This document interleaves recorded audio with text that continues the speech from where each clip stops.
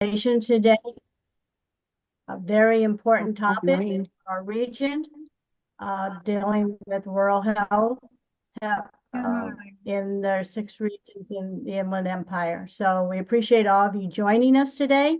It'll be a very interesting presentation. We have 4 great presenters who are very knowledgeable, and we are expecting a very stimulating program today. Little change of MCs. You're used to Allison Elsner doing this, but I want to just give you a quick update on the IHI. I'm Victoria Stephen. I am the current interim director for the IHI. The IHI, is, as some of you know, has now, after a number of years as a collaborative, become a nonprofit. And so I moved from the role of consultant to the role of interim director. So I wanted to give you just a little bit of update about the IHI. Behind the screens today, our kind of wizard behind the curtain is Tiffany Law. Tiffany, as you know, is our program manager. And so you'll be seeing her in and out through this program because she's doing a variety of things for us today. Wanted to let you know that our leadership team has now become our executive board. And so I'm going to briefly identify our members and welcome them. If you are on the call and your picture can be seen, wave and let us know that you're online. So our wonderful, amazing chair continues to be Allison Elsner. Our now secretary is Ronnie Robinson from First 5 San Bernardino. Our treasurer is now Renee Kasmer from RCOE Head Start, and our members at large are Danielle Kilchenstein from United Way, and Kevin Mahoney from Family Assistance Program, and Alexandra Bravo from Molina. So we're delighted they stayed on as our board now and allowed that continuity as we became a nonprofit.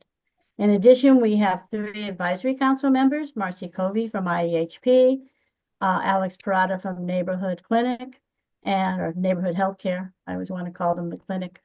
And Reverend Benita Ramsey from United Fellowship. Today's program, as some of you know, many of you may know, that the IHI has 2 task forces, an advocacy task force and a rural health task force. Our Rural Health Task Force is really the catalyst behind today's presentation. They have been working for years on a variety of rural issues. Started back in 2017, and in 2018, they produced a rural health report. And I'm going to show that to you very quickly in a few minutes, just so that you know where that is and so that you can access it, and because it's the foundation of today's program, actually. So our Rural Health Task Force includes a number of members. They include Kevin Mahoney, and he represents the high desert. Alejandro Espinoza, who represents the low desert.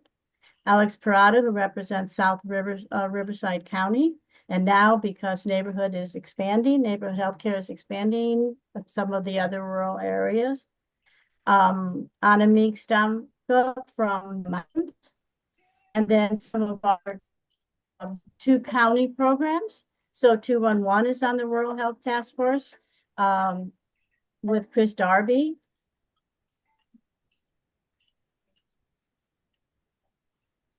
Oh, that didn't want to go off. Sorry, apologize for that. We also have Jezebel Urbina from IEHP, Alex Bravo from Molina, Cindy Sanchez from Chazar. And I'm trying to think if there's anybody else on that. I'm sure that I'm missing someone, but oh, I do know, because they're new this time around. They were not part of the 218 present report, and that's Sotelia Cobb from San Bernardino Medical Society. So that's our core task force. If any of you are interested in joining the Rural Health Task Force, especially after hearing today's presentation, please let us know. We'd love to have you join us. So I'm going to screen share. So Tiffany, do you need to take this down? There you go. We're good. Told you she was great. So I'm going to screen share. If I can find it again. Don't you love technology? We had it up here a minute ago. The rural health report, I'm going to get it back for you in just a second here. It's the link is on was on the presentation, so you'll see it in a minute.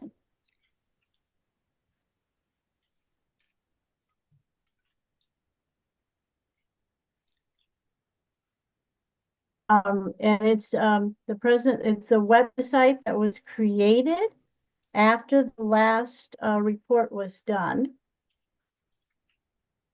So it's coming up now. There we go. There we go. Okay. So this is the website that was created after the last report.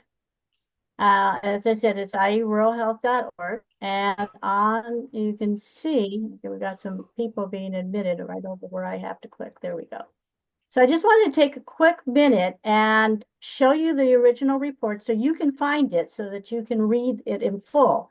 I'm only going to recognize 2 pages on it, and that's because these are the pages that are kind of the basis for today. It's a part of today's presentation. So what we did in the first rural health report as the first challenge actually was to define rural areas in the Inland Empire, because none of the definitions that we had, HUD or a Census Bureau or thing, really define the IEs, rural areas. The rural areas are here unique. We've got the desert areas, we've got mountain areas, we've got a variety of topographies and geography. And so the initial rural health task force really struggled with the definition and created their own definition for the IE, because they couldn't find anything that matched all the different ways that our rural regions were manifested. So you'll see here, we color coded them all. That's really what I wanted you to see. So if you're in the high desert, when you're looking at the report, your color is red. And if you're in the Kaipa Devore area, your color is blue. And if you're in the mountains, your color is green. Yucca Valley Joshua Tree's color is orange. The low desert is purple. And the South Riverside County, which includes Romaland and Homeland and Paris and Nuevo and that area, is yellow. So that's really what I wanted to show you, was where to find the original report at ieruralhealth.org and to find the colors for the regions that you might be serving. So I'm going to unshare this, and I've got a couple of things on top of things here. Let me see if I can move these things around. There you go. And then I'm going to have Tiffany put in a little poll for you guys. And we want to find where all of you are serving. So you should see this poll come up, and please identify by clicking what area or areas you're serving on this poll. Can everybody see the poll? Yes, you are, because you're voting. Thank you.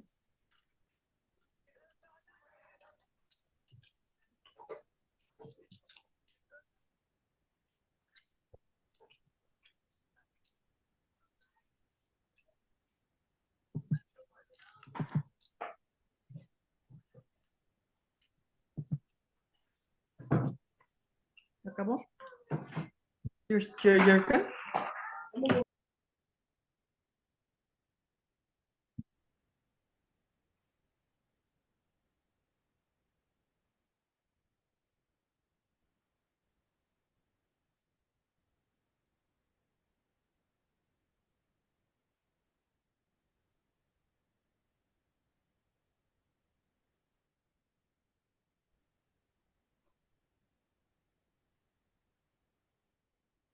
So if you haven't voted yet, please do. Unless, of course, you're here and you're not serving any of the regions. We've got about 54% participating at this point. So if you haven't voted, please do so.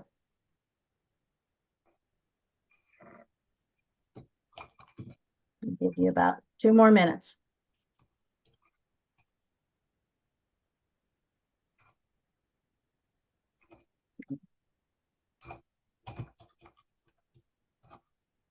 There we go. A few more.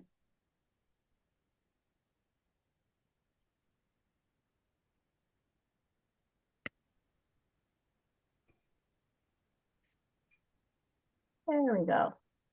Thank you for taking this.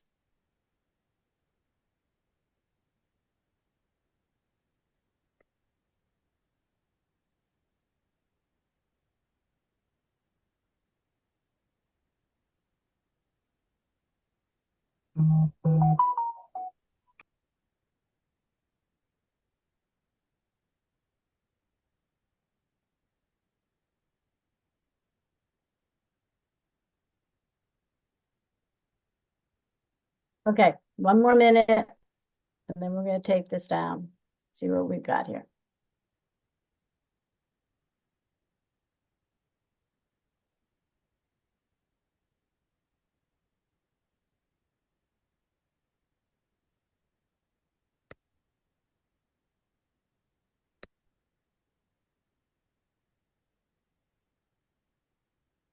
Okay, Tiffany, you want to close it up, please?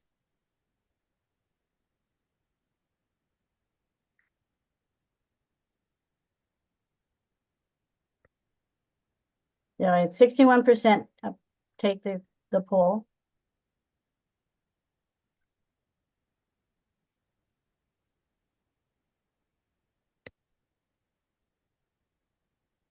So it looks like majority of our participants today are serving the yellow district, Rummeland, Mid-Riverside County, and purple district, the low desert, along with red, the high desert.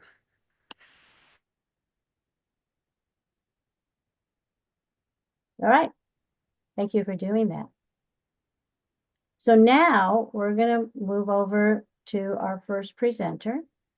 And I know I'm going to botch her name, even though I've pronounced it multiple times already. But I'd like to introduce the data analyst from 211. Annie, help me out here. Hello, my name is Yeah, Annie Andreasian.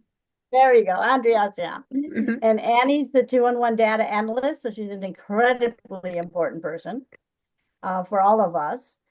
She has worked for over 7 years with nonprofits and public health organizations. She has her master's in public health and with a concentration in community health and with the desire to continue directly supporting the creation of policies and programs supporting community health needs. So I'm going to turn it over to Annie, and she's going to show you some really interesting 211 data for all the regions. So now remember your color for your region, because she's going to correlate her data to your colors. Okay, I am sharing my screen. Give me a second. Yeah. Okay, this needs to hate when the... Okay, there we go. It's disappeared now. Okay, can everyone see my screen? Thumbs up? Yeah. Yes. Okay. So once again, thank you so much for introducing me. I'm the 211 data analyst for Inland Southern California United Way. For those who are a little less unfamiliar with 211, we are an information and referral service for the Inland Empire. So we provide information on resources such as housing, utility, food assistance, among multiple other services or types of services. Our organization has over 40 plus internal programs that target things like career navigation, homeless assistance. We have a crisis helpline even. So keep in mind, we do a lot of things, but today I'm going to be talking about the mental health metrics for 211. Okay, let's see. Okay, there we go. To start with, as Victoria mentioned, everything will be color-coded. You'll be noticing how I'll be referring to some of the regions as regions 1 through 6 going forward, but yeah, just keep that in mind. But to start, as an overview, 13% of 211 callers in 2024 were from the rural regions, regardless of referral or type of referral. Okay. As an overview, we've recorded over 104,000 calls in the Inland Empire. Comparatively, we typically do only about 6% of mental health referrals, of the referrals that are taken. So overall, it's a little bit low, but comparatively, we have a higher proportion of mental health referrals in the rural IE regions. Of the 13,544 calls, over 47% of those the referred calls received mental health referrals. And as you can see, we typically consistently have higher San Bernardino County referrals. You can see with this chart to the right. Okay, I want to go a little bit into our demographics data. So just in general, our demographics trends tend to remain consistent, regardless of region or regardless of the rural region that is being identified within this presentation. So, for example, a large portion of individuals who are receiving the mental health referrals, over 40%, have no income or no income source.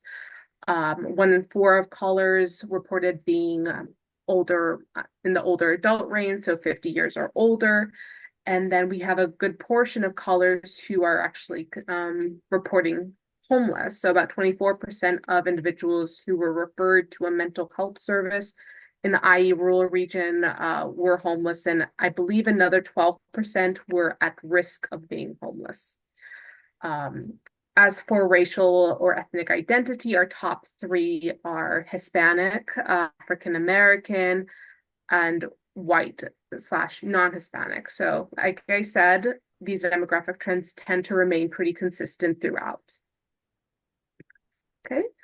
And more on to the target populations. Our top 3 reported target populations for the 211 metrics are homelessness, disability, and aging adults. So I'm going to talk a little bit more about why this is in terms of 211 data, why we have these referrals later on in the presentation, but I just wanted to give a brief overview. As you can tell, Region 1, otherwise known as High Desert to the Nevada state line, tends to take over the other regions, in addition to the Yucaipa, Devore, and Cajon regions. Yeah. Next. Okay, now into the meat of the presentation. Okay, as an overview, our top referrals in general, not only for the rural regions, but for overall regions, our top referrals are typically housing, utility, and food / meal assistance. While mental health is also still in the top 10. So in this case, for the 2024 year, it was number 6 top referral in the IE rural region. And of those who also received mental health referrals, of those who received mental health referrals, they also tended to request services such as emergency shelter, transitional housing, emergency food, and utility assistance. So once again, that trend of housing, utility assistance, and food / meals.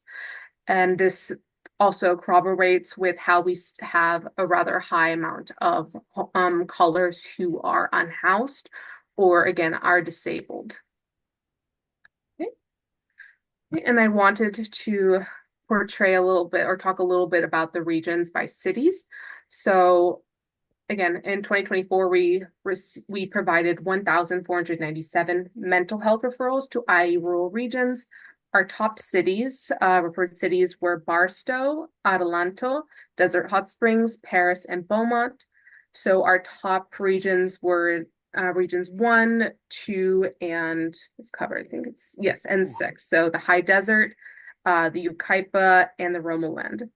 Our top referrals in terms of cities, we see a lot of, as you can see here, a lot of Barstow and Adelanto. They are typically the majority or I've been seeing a lot of them when analyzing the data. So Barstow and Adelanto are among the highest, um, followed by Menifee, which is in Region 6, and for some reason a little lower. But so the top cities are as displayed here in this wheel.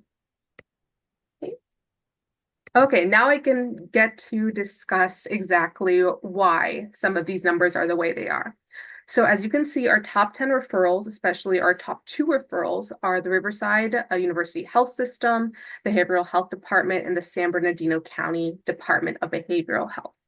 So as you notice, Region 1, aka High Desert to Nevada state line, is the highest rated, the highest referred in the San Bernardino County Department of Behavioral Health. And that is primarily because the program in which a majority of these individuals were referred to had a location in the Barstow or Adelanto regions. So a huge reason for why the referrals are as they are have less to do with need and more to do with accessibility.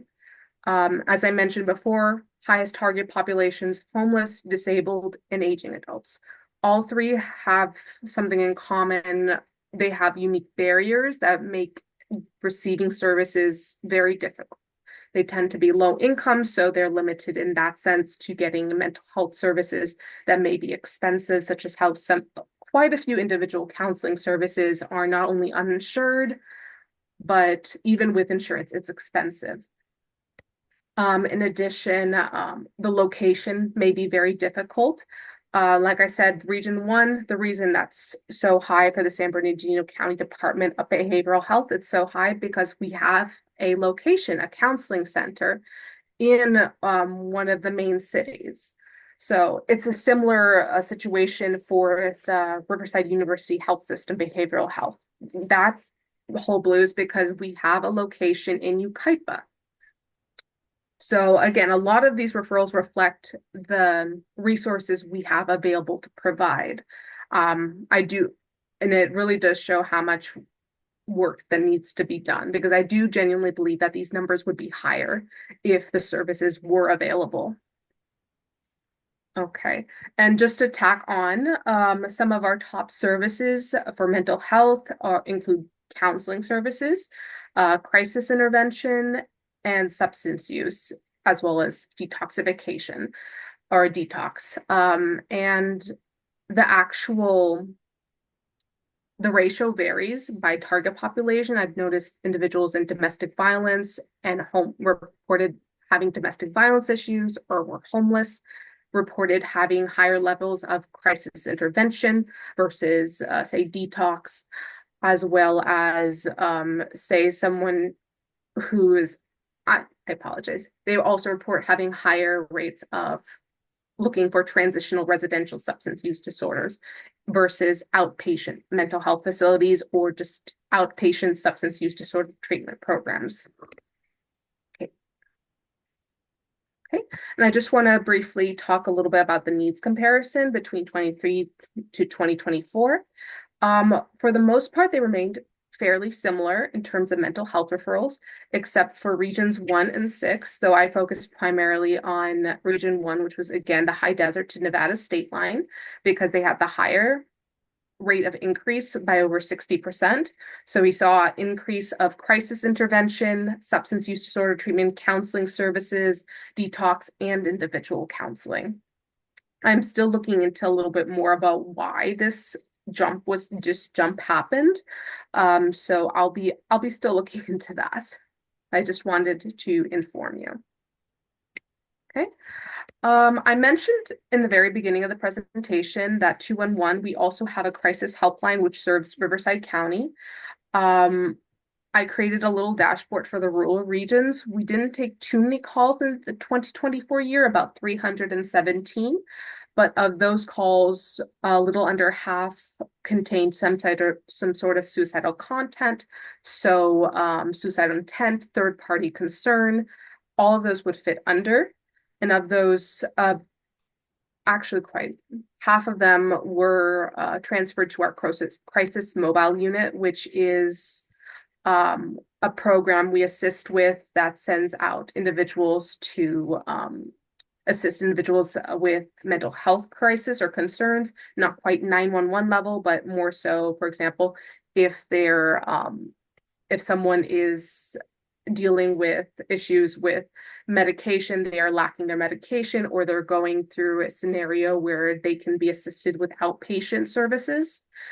Um, but overall, what we did provide with these 300 individuals, at least for crisis helpline, most of the time we provided just helpline counseling, or again, the mobile unit services, or very lastly, a mental health urgent care within the region. As I said, the top three regions, as was trending for the most part throughout this presentations, have been the region 1, the Highland Desert, region 3, the mountains, and then region 6, which was the Romoland / mid-region. But yeah, okay. Thank you so much for your time and attention. If you have any questions, I'd be happy to answer. Or if you're interested in requesting further 211 data, I've provided a link in the presentation. I'll also put that in the chat.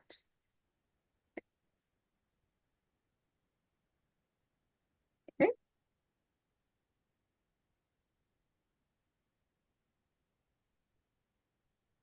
So I was muted, sorry. That was really interesting information. Thank you so much. Does anyone have questions? Tiffany, do you see any questions in the chat? Yes, one question is, will you get this presentation emailed to you? Yes, it'll go out to everybody who's registered for this forum today. Another question that came through was you spoke about different resources that you guys refer people to. How would an agency that may be on the call put themselves on the referral list or put themselves as a referral opportunity? We do have a new agency referral form on our website that I can link that you could fill out. I will provide that link. Let's see. Once I've exited. But yes, you can submit a form. Okay, are there any other questions at this time? All right, thank you so much, Annie. That was really interesting information and things that we want to delve further into and spend more time exploring. That was it was very interesting to see the different kinds of ranges like the mountains versus the high desert, and that point you had of locale and transportation. We know that's been a problem in our rural areas for a long time. That was one of the biggest issues that came out in 2018 report. Yeah. Was the transportation or lack of transportation in the rural areas. Yeah. No, unfortunately, I'm sure we would get more referrals if that just wasn't such a huge barrier to a lot of people. Yeah. So everybody on the line, start thinking about that. How do we address that accessibility issue? Okay. You want to stop sharing and we'll move on. Thank you.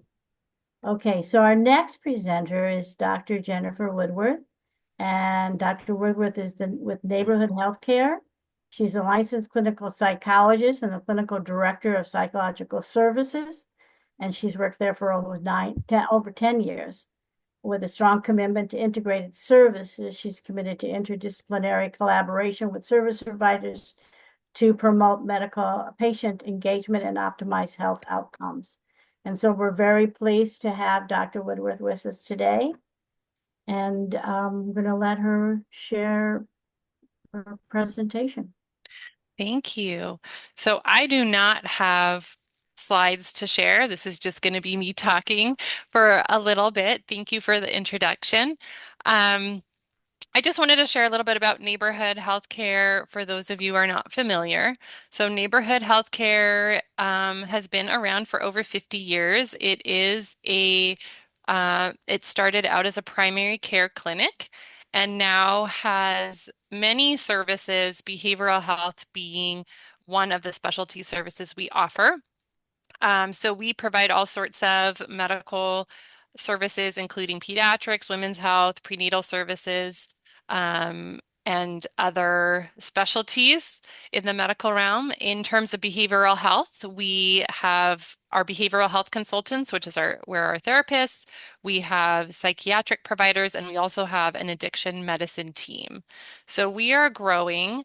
We currently have 29 sites in San Diego and Riverside County. In Riverside itself, Riverside County, we actually have 10 sites. And so I just want to share a little bit about where we are in Riverside County and how we integrate with other services as well. So we have 2 sites in Temecula, Menifee, Mead Valley. We have a site in Hemet. We just have a brand new site in Beaumont. We have 3 in the city of Riverside, and we have a site in Corona. At all of those sites, we'll be having behavioral health services. And we have 1 brand new site opening in San Bernardino, but we don't have behavioral health there at this time. So for our therapists, we have 14 behavioral health consultants in our Riverside sites. I'm going to talk a little bit about the things we notice here at Neighborhood, where we hit barriers, where our patients hit barriers, and please, any information or questions in the discussion that I can address would be fantastic. So one of the things we've noticed that has actually improved since COVID and telehealth is our rate of no-shows in attendance and appointments, which is a good thing. So that means we're able to serve more patients. So pre-COVID, we had about a 30% rate of patients not showing to their appointment because we only offered in-person appointments. That was what was covered in terms of the insurance Medi-Cal community. So now that we were able to provide telehealth, and as COVID was starting, the no-show rate was almost 0 because everyone was available all the time. And now that people are really back into their lives, we're averaging about a 15% no-show rate. So that is actually pretty good for our population, for the amount of patients we see as well. So that has been an improvement, and our ability to actually reach the community in certain rural areas that have barriers, which I'll talk about in a second, that was already touched on by Annie, has improved. So that is a good thing.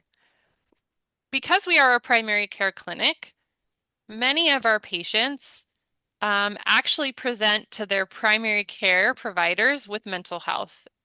And that is where we get the majority of our referrals into our behavioral health providers is from our primary care or from one of the medical providers. Our patients are quite complex. They may or may not have had services for many years, and so they come in with many health conditions that often take priority, and that can be if we're not serving them concurrently with behavioral health and medical tends to take priority, although some of the barriers can be the same as what we see in our mental health services. So some things that we found here at Neighborhood in terms of our providers, and this I know is not just a shortage at Neighborhood, this is something that we see with behavioral health providers all around, is that we have a very, I would say, a high Spanish speaking population that we serve. And out of our 14 providers that we have at Neighborhood in our Riverside offices, only 3 of them are Spanish speaking.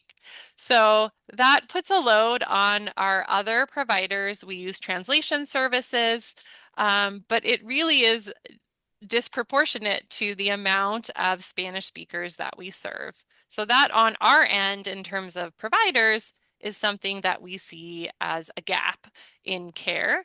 Also, with child and adolescent providers, that is also a shortage that we have in terms of providers, especially the younger kiddos, so ages 13 and younger. the gap in care, the longer waiting time, and then also with school being thrown in the mix of having service time beyond the school day, that all relates to a gap in care for those that age group. Um, sorry, just checking my notes. Um, so as we are serving our patients, some of the things that I notice are gaps in care that we are all struggling to match and meet up and align with how to get our patients the best care. And really, overall, we're trying to improve health outcomes overall. So we're looking at how does our behavioral health services actually improve compliance in diabetes management or hypertension or any type of chronic disease management, as well as improving their mental health, because it goes hand in hand. So these are things that we are looking at neighborhood. We really work on the collaborative model of being able to support medical with mental health and mental health with the medical side of things. Like I said, we have highly complex medical patients that often are being treated for their medical conditions, which take priority from some of the mental health conditions that may be interfering with their with any improved outcome. So one of the things, even with telehealth, that we notice to be barriers to care are finances. Finances is one of the biggest barriers. It includes transportation. Actually, through telehealth is making sure that their phones or their devices are active, making sure the patients are actually getting their medications. So finances and making sure that they are prioritizing what they need each day, each week, each month is a gap in care there. That also flows into transportation. I know that in the rural areas, it's not just about transportation to their uh, behavioral health appointment or their medical appointment, but to pick up their medication or to any type of social contact that they have, or to be able to um, get their child to a service provider that they can see.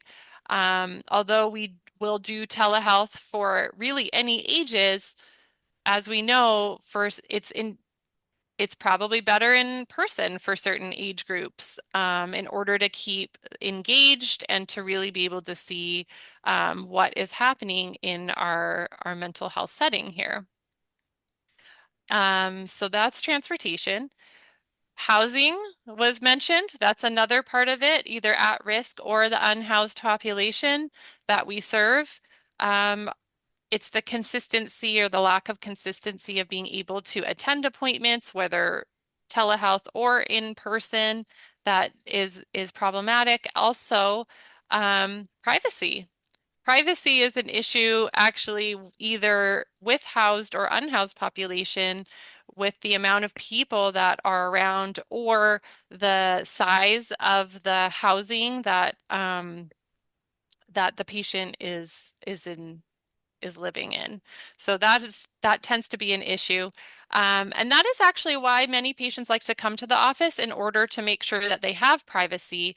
And so when they're not able to have the transportation to the office, they will cancel their appointments, which, interferes and becomes a barrier in care.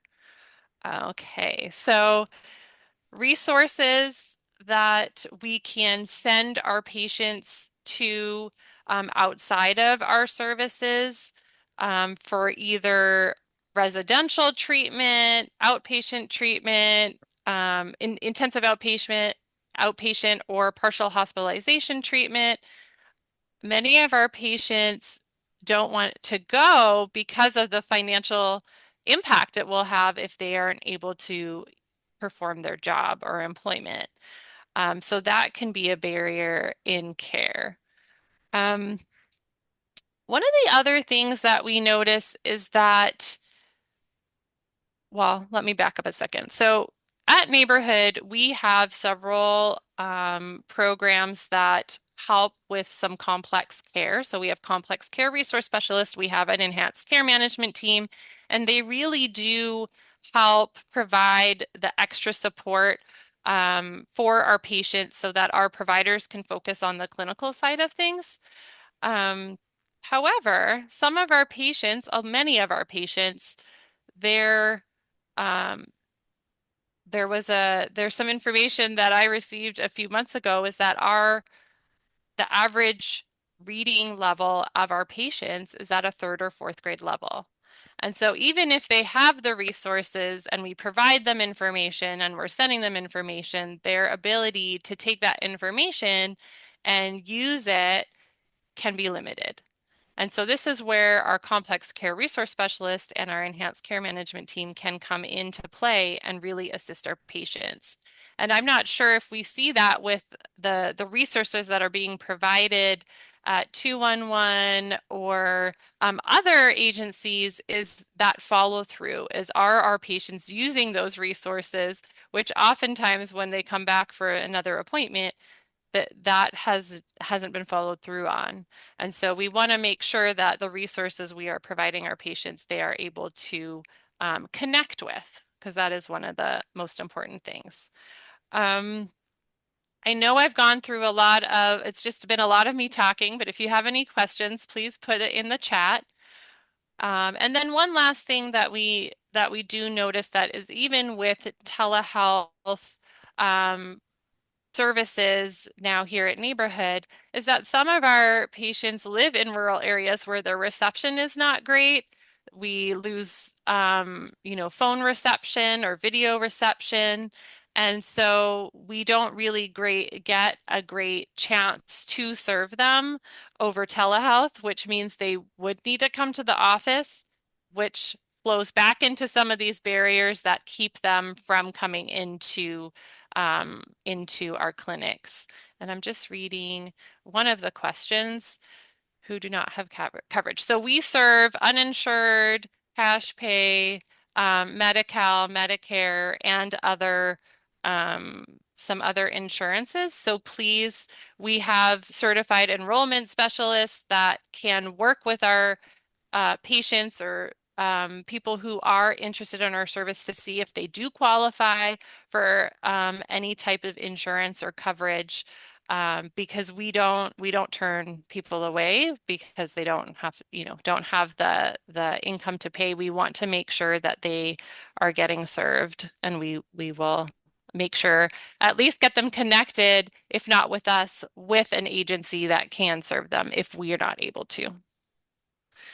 So if there's, We have another question in the chat. yes, absolutely. The first one is around your locations for neighborhood healthcare.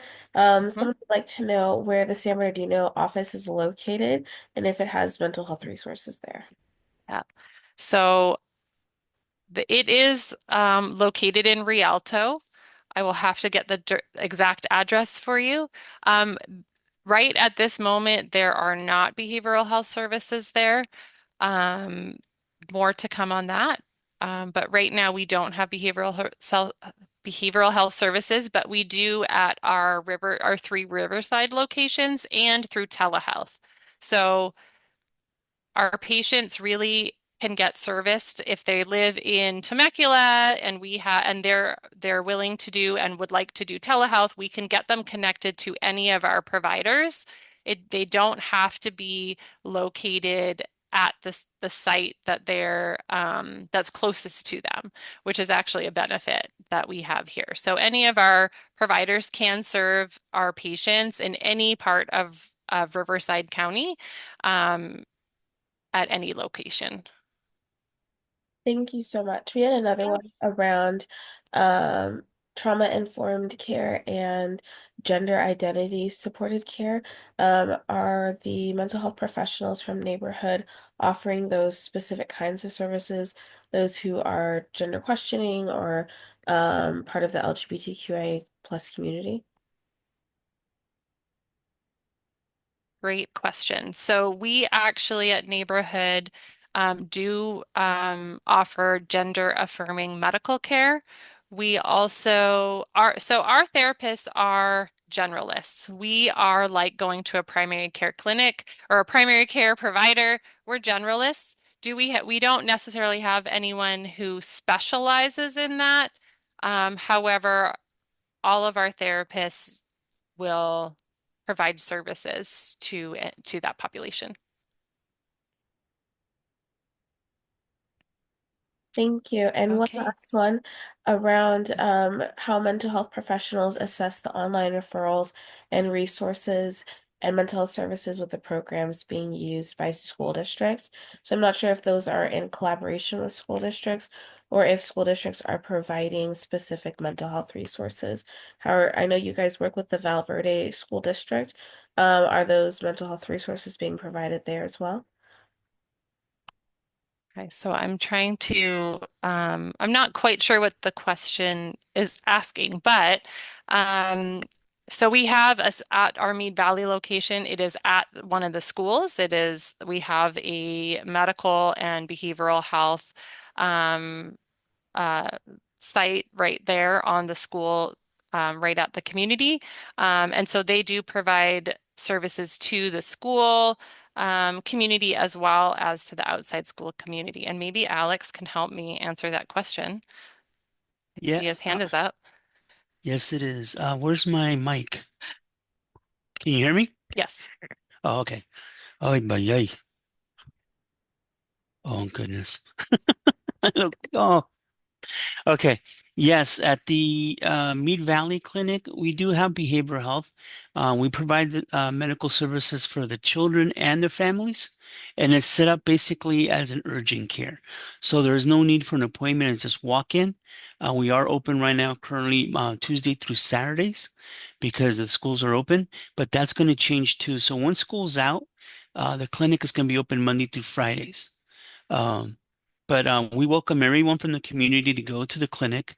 We're also going to start working with Blue Zone because Mead Valley is part of Blue Zone. So we're going to start going to more events in the area, providing more information to the people that live in the Paris area or Mead Valley region. Um, so we're trying to do our best to cover everyone and help everyone. We do help with medical applications, CalFresh, Cover California, and we also refer people to 211, to IHP, what is it? Connect.org, to provide as much information as humanly possible to assist everyone. And we also refer people to food pantries, um, local agencies that might help with free services like legal issues, immigration issues. We work with is it Tulek? With Tulek, and also with the city of Riverside, the city of Paris. We try to work with every agency available, and all the services we provide, and enrollment is free. All we ask is for cooperation. We are trying to get more people, more providers into the clinics at the present time, and so we can service more people. And Dr. Jennifer Woodworth over here. She is great to work with. She also attends events, so you might see her here and there, and she interacts with the people. They like her, and she's really knowledgeable and has a good heart. Ah, thank you, Alex. Oh, you're I, welcome. I wasn't expecting that part. But as you can hear, both from the clinical side and from the outreach team, we really are here at Neighborhood Healthcare, wanting to serve the community in any way we can and partner with any agency because our goal is really to get our patients the best kind of the best care that they need and need to receive, and in whatever way that is. So thank you for letting me be part of this presentation, and I'll turn it back over to Victoria. Thank you. And I have a question. So as part of, it was sort of my question that I was asking, a number of the school districts, and so I'm asking this to Dr. Woodward, but I'm throwing it out to any of you online too. A number of the school districts have an online program that's on their websites. And so I can't remember. And so parents are supposed to be able to link directly to these online mental health programs to get services for their children. But Are any of you familiar with this? Are any of you assessing these? Because I'm curious as to who are the people providing services? Is there any data collection? Is there any what the privacy issues? What, it's very different than doing what Neighborhood or Dr. Woodworth is offering through their clinics, where you actually meet someone, you go and you see someone, and you have that relationship in a safe environment. So I don't know, is anyone working with those programs, or is anyone aware of them? Because I'm seeing them pop up more and more in school districts. And it just seems to be, since pandemic's been over and children are having more mental health problems. And I think part of it is because we have a lack of, as Dr. Woodward said, we have a lack of specialty mental health professionals. And we just have a lack of numbers of mental health professionals to serve the number of children and families who need support. So I just throw that question out. If anyone has an answer or is investigated or is familiar with them or works with them, I'd be just curious as to what's the validity. I'm always concerned about, not causing more harm. So that was my question. But anyway, so thank you. That was great information and certainly validated a lot of what we're seeing and from other resources about everything, transportation and identifying generalists versus specialists. We know that in medical health, that we also have a challenge with specialists, and I don't think everyone thinks about specialist mental health care versus generalist mental health care. I appreciate that clarification and piece of information for everybody. All right, we are moving on to our last two presenters, who are a tag team. And so I'd like to introduce Dr. Fatima Hamid and Angie, we know her as Farad. They have been working with the IHI. Dr. Fatima Hamid just graduated with her master's in public health from the University of Nevada, Reno. I just finished. I think, have you not even graduated? You haven't got through graduation yet, have you, Fatima? I think it's coming up, or it's next week. Yeah. And Angie is finishing her master's in public health, and we've been very fortunate, the IHI, to have a contract with the University of Nevada, Reno. And so we've had them as our interns, and they have taken on the lion's share of helping all of our rural health task force members in updating this rural health report. And so they are going to be presenting to you what they have started finding out just in the mental health component. So as I mentioned earlier, when we did the first report in 2018, we identified 16 health indicators that we tracked and social health indicators. And we've added 2 more to the updated report. And the 2 we've added are mental health and telehealth. So Fatima and Angie, we're going to turn it over to you and let you share with everyone what you've been finding out, predominantly focusing on mental health. But as we've been seeing both with Annie and Dr. Woodward's reports, nothing singular. Everything's interconnected. So you'll see a little bit more of that and watch that in a minute, researching and bringing to you today. So thank you, girls.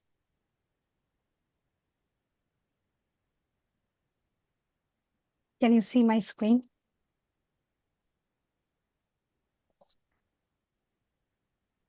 Yes, we can. Hello, everyone. Good afternoon. My name is Fatima Ahmed, and I'm like already Victoria told me that I am UNR MPH student right now, graduating, and I want to share very simple. First of all, I want to forgive from everyone. We still collecting the reports, the 18 social indicators, including the mental health. And just at a glimpse, we introduce what's the challenges and gaps we have been found. The services, especially in the rural region and in the Inland Empire, San Bernardino, and Riverside County. Me and my fellow peer, Anjali, we are trying to find out the reports. As we are remotely working, we didn't see the areas. We just try to find out what's actually the people are working in neighborhood clinic. And I found fantastic statistics. The neighborhood clinic and the university of area and the hospital, and are serving in this area, though there are still some challenges. People get access to the healthcare, especially the mental health services after COVID.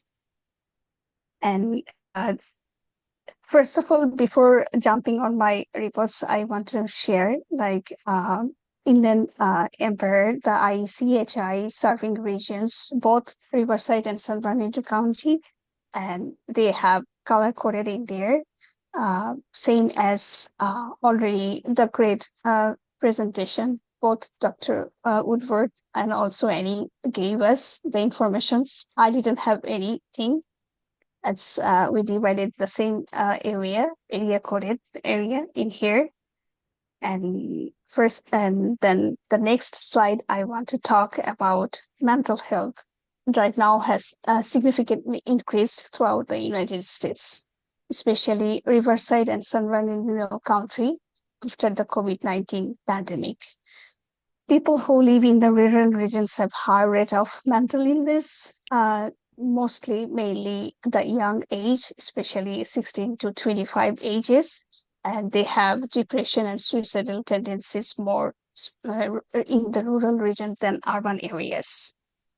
Because, and also we have already Dr. Wood told us that they have less access of mental health care services, especially the underserved people. They didn't have insurance to right away they can get access. And so from the statistics, we found that 59.3 million people lived with any kind of mental illness in the United States. Though the reports, it's 2022, still it was higher, like 23.1% people. And from the American statistics, it is also found in California now. 65% of rural counties in California do not have like psychiatrists too much. Also, Dr. Woodward told us, and it is very difficult to find out the psychiatrist near in area. Especially, we found on the statistics in the report, the more like desert area, especially the Blythe, when towards the desert region. And we found that the mental health services needed in Riverside County of all ages, 298,063 people. If you compare in San Bernardino County to 291,429 people. So it's like really high, especially from we can compare from the California to Riverside County and San Bernardino County. I found that though this percentage, if we found it's a 7%, but California region, it's like 5%. So if we can compare to California to Riverside County and San Bernardino County, we found like even more percentage in here, they have a lack of access to mental health service. So still we need to work on it. I believe and I found the statistics, if we see the comparison access the counties, we can see here percentage of mental health providers in rural region 2025. the higher percentage, the profession specialist doctor work 35% in the high desert area state line. In compared to like Kalimasa, Devor, this area only 10%. And you can see the mid Riverside County 28%. We can see in the mountain area only 12%. Still, we are like collecting reports, so hopefully we can get details of this area and everything. So I also want to share one thing, though it is not related with this topic. One of my friends, she lives in Reno. She also graduated with me, and she has a lung issue after COVID. She had COVID 5 times, so already her lungs was injured, and other some problems. She lives in Reno's very remote area where the lung pulmonologist work on there. So she needs to come all the way back in Stanford University, California, after drive long 8 hours. Even though they didn't get access, the specialist 2 times within a year. So we can see the complex. Still, we have service, but didn't get the access to the service. The same as the mental health care I have been seeing in here. So that is all my like the topic up to continue. I am like inviting Anjali to share with us the rest of the reports. Thank you so much. Yeah, I want to share. Stop sharing.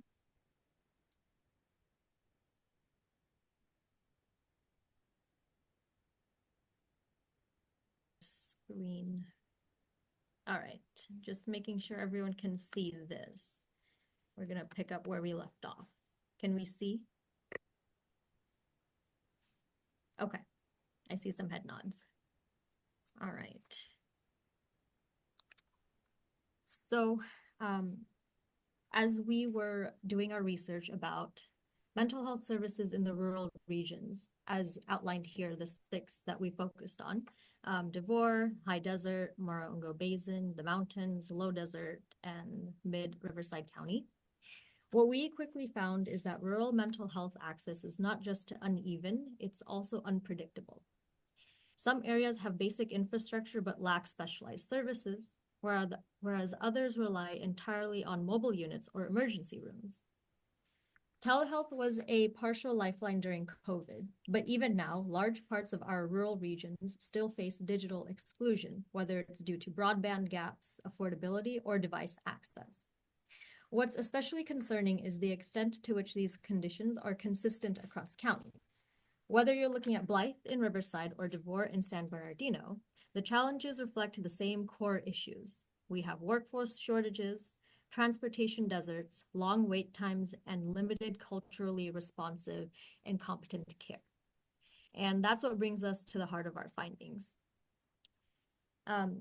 In this bar graph over here, we'll walk you through 4 key insights into 4 key areas.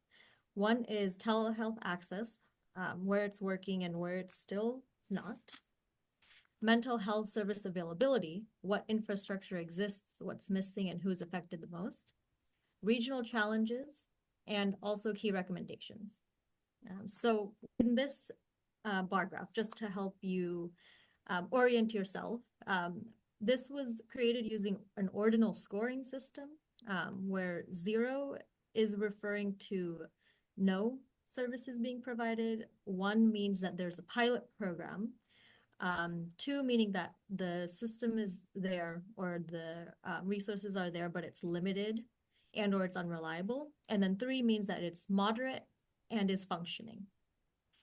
So as you can see the trends here, we can talk about in the lower right-hand corner here, mobile crisis unit presence. The only regions that we saw in our research is the High Desert and South Mid Riverside that has 1, so minimal. All others had 0. as per the research and current data findings.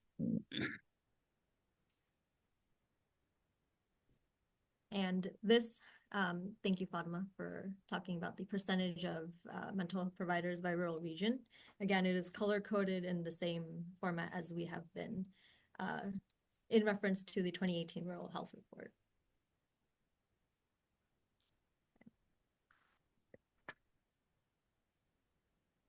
All right. We hope that this presentation not only highlights the urgency of rural mental health access, but also invites collaboration. If you are a funder, policymaker, or a health advocate, we welcome your partnership in building local solutions that last. In theory, telehealth should be the great equalizer. But in rural Inland Empire, access isn't just about policy, it's also about infrastructure. In regions like the Morongo Basin, Devore, and the mountains, residents lack stable internet, private spaces, or even the digital literacy needed to log on. We have the model, but without the broadband, devices, and training, we're not meeting people where they are. This is a place where funders and affiliates could step in through digital equity investments or device loaner programs to help us close that last mile gap. Our data shows something we've all felt on the ground. Mental health access is deeply uneven. Some communities have no standing provider, and others rely on mobile health units that rotate monthly, if at all. This fragmentation means preventable conditions escalate to crises, and vulnerable populations, especially those who are Medi-Cal members and or individuals that have intellectual and or developmental disabilities, are left behind. There is a need and an opportunity for partners to support sustainable service models like integrated care hubs, cross-county peer networks, or training pipelines that help grow the local workforce. Our visuals make the case plain. From Yucaipa to Blythe, we assessed each region across 4 key metrics, and the disparities are clear. Some rural areas, again, like South/Mid Riverside County, have limited but functional infrastructure for mental health services.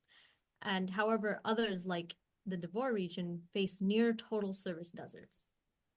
This is not necessarily just about this is about alignment. These are the exact places where strategic investments could have an outsized impact. The question isn't just what's broken, but where could we build?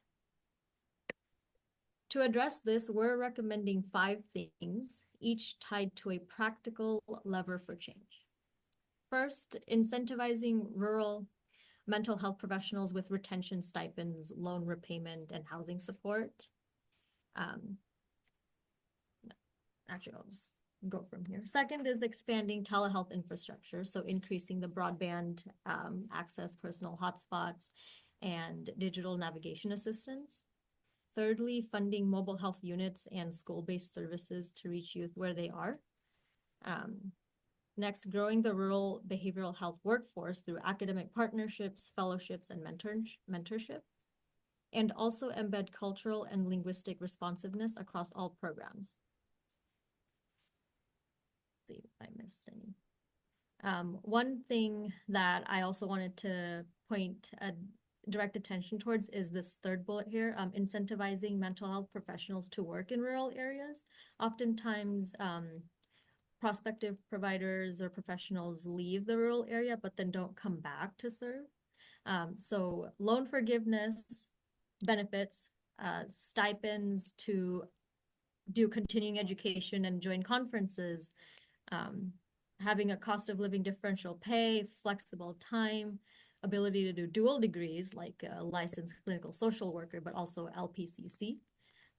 These are things that, if in place, act as incentives for providers to stay. We believe that Inland Empire can be a national model for rural health equity if we build it together.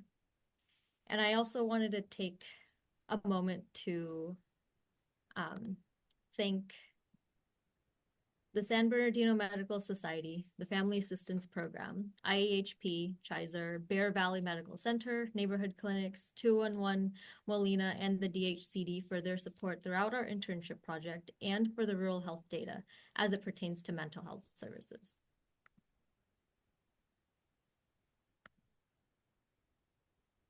And lastly is just questions and comments.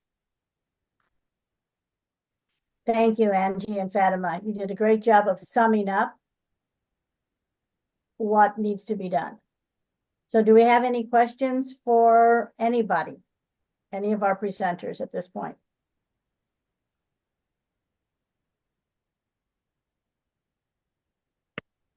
Or just a lot to think about?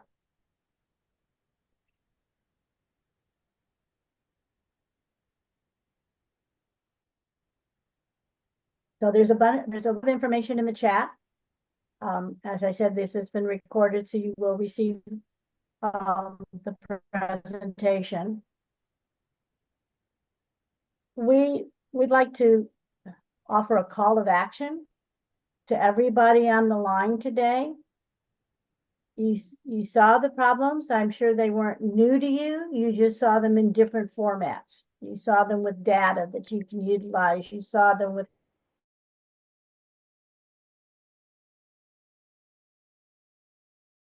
we need to digest this information. And then our call to action to each one of you is how can you and your agency work in a collaborative effort, as Fatima and Angie recommended and suggested, so that we can improve the services for our rural residents. They are the most challenged. And everything we know about prevention and early intervention in relation to crisis tells us that we're working at the wrong end. We're working at the crisis end.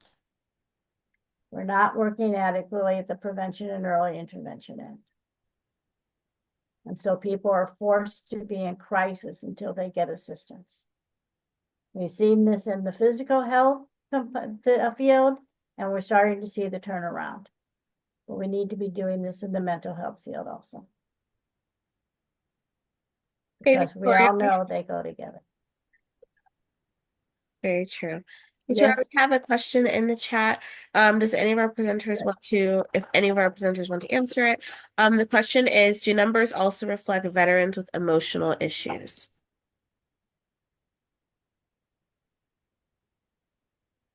Yes, I have a answer for Alex in the chat about that.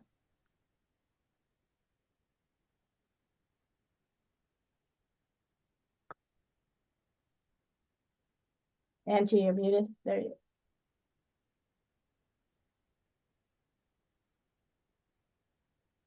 We've got a response in the chat. Yeah, Angie, can you speak to us a little bit more about some of what you found? Yeah, so although in doing the research for our rural regions for mental health services, veterans with emotional or mental health issues was not explicitly stated as a indicator for our research. Sorry about that. But we do have so they are implicitly included in the broad category of overall mental health services and telehealth services. So for the purposes of our presentation, yeah, got it. Okay. I hope that answered the question, and please feel free to add anything to that, Victoria. Yes, I also want to include in there. It is really important. We are sorry. We will separate these informations, especially for the veteran mental health. We will separate it. Yes. Thank you so much for giving us the information.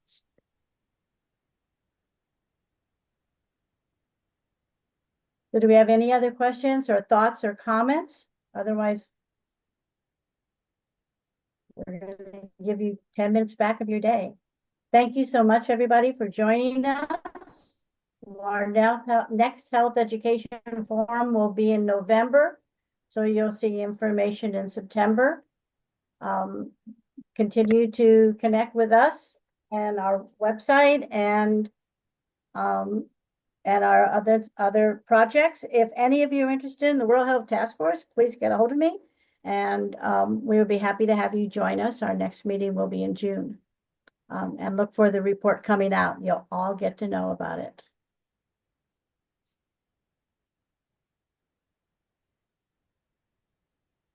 So I think that's it for today. Thank you for joining us. Thank you. Great job, everyone. See you later.